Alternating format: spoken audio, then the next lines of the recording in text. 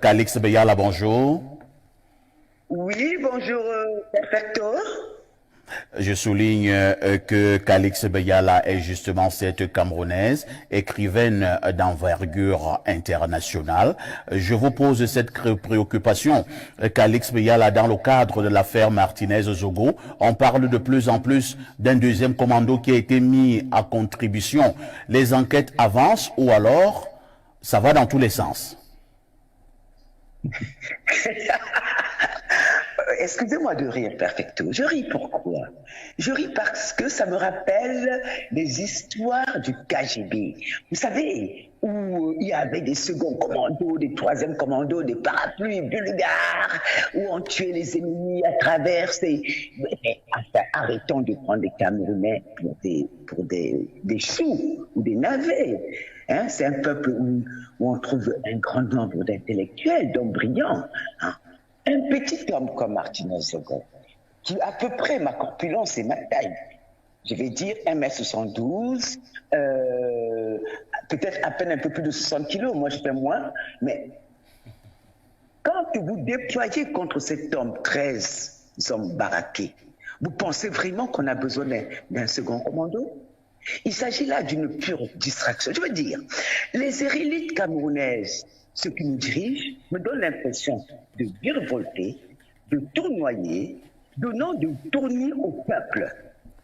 Les élites essaient de mettre en doute les évidences, inventent des seconds commandos pour faire perdre la raison au peuple camerounais et libérer les criminels. Ce n'est pas le second commando qui a accusé le commanditaire, c'est le commando en chef d'Anoué. J'ai bien suivi les réquisitoires, les questions et ses réponses. À qui on fait croire? On demande, ah, il y aurait le second commando? Ah, dit-il, peut-être bien.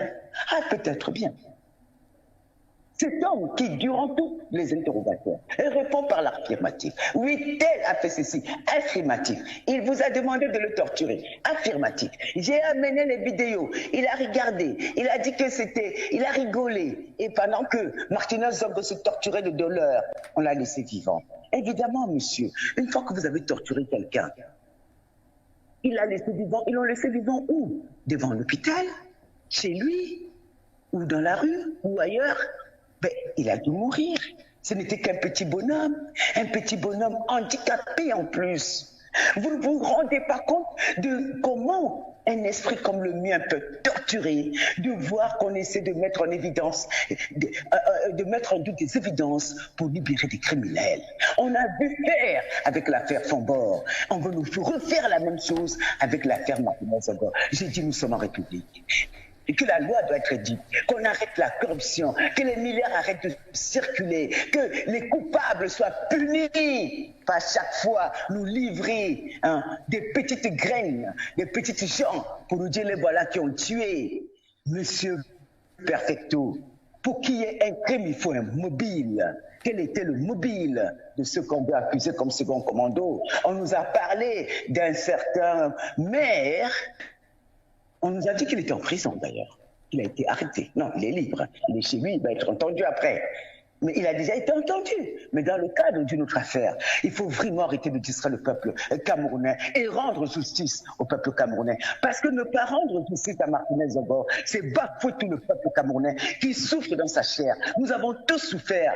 Nous sommes tous les Martinez-Zogo. Nous sommes tous les frères et les sœurs de Martinez-Zogo. Nous sommes tous ses enfants. Nous sommes tous ses mères. Nous sommes tous ses pères. Nous sommes tous ses oncles. Il faut arrêter ça. Cette histoire me traumatise. Cette histoire me choque. Mon peuple mérite mieux que ça. Il mérite une vraie justice, pas parce que les gens puissants financent un magma de la presse qui se croient le droit de décider de qui doit vivre et de qui doit mourir, qu'on doit nous distraire avec des faux commandos. Vous allez m'en excuser, monsieur Perfecto, d'élever quelque peu la voix, parce que je réclame justice pour Martinez-Zogo, justice pour le Cameroun, parce qu'il faut arrêter de ridiculiser ce pays au niveau international. Nous savons tous ce qui s'est passé. On a eu des preuves. Le commandant en chef qui a tué Martinez a déjà avoué, a dit qu'il a commandité. Il voulait changer la version pour le libérer, pour des histoires de clans, de ceux qui veulent ou pas prendre le pouvoir. Mais qu'est-ce que le peuple camerounais en a à foutre de ceux qui veulent ou pas prendre le pouvoir? On veut la justice, on veut marcher en sécurité dans nos rues, on ne veut pas avoir affaire à des gens qui décident qui ont le droit de vie et de mort sur nous parce qu'ils ont de l'argent. Et quel argent? L'argent du contribuable. Quel argent? Ils ont travaillé où? Ils ont quel métier? Arrêtez avec ça. Je m'énerve à la fin parce que franchement, ce qui a été fait à Martinez, les souffrances qu'a subi ce garçon, c'est incroyable.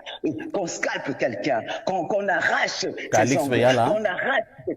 Et puis ça suffit. Je vous avais dit hier que je suis très fâché avec cette histoire. Je vous avais dit ça quand vous m'avez sollicité. Je vous l'avais dit.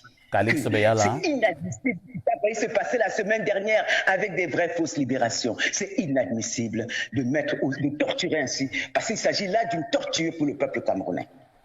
Calix Beyala. Oui, je vous écoute.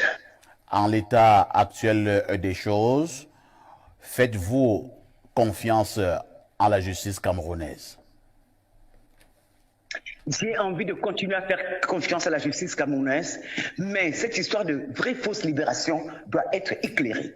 Qui a fait ces faux dossiers? Pourquoi ne nous dit rien sur ça? Il faudrait qu'on nous explique. S'il y a eu de la manipulation, que ceux qui ont manipulé soient arrêtés et présentés au peuple camerounais. Nous avons droit à ça, un minimum. Hein? Les contribuables camerounais payent ces gens-là pour qu'ils éclaircissent et non obscurcissent des situations. D'accord? Il faut qu'on sache.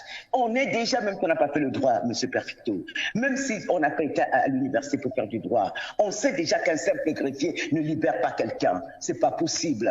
Il faut que le procureur intervienne. C'est quoi cette histoire qui se passe en catimini, un vendredi après-midi, quand on sait que au niveau de cet État, de ce peuple, les vendredis les gens partent des bureaux, les gens partent dans les villages, ils n'ont même pas de communication très souvent, et c'est là où on libère Amourou Belinga.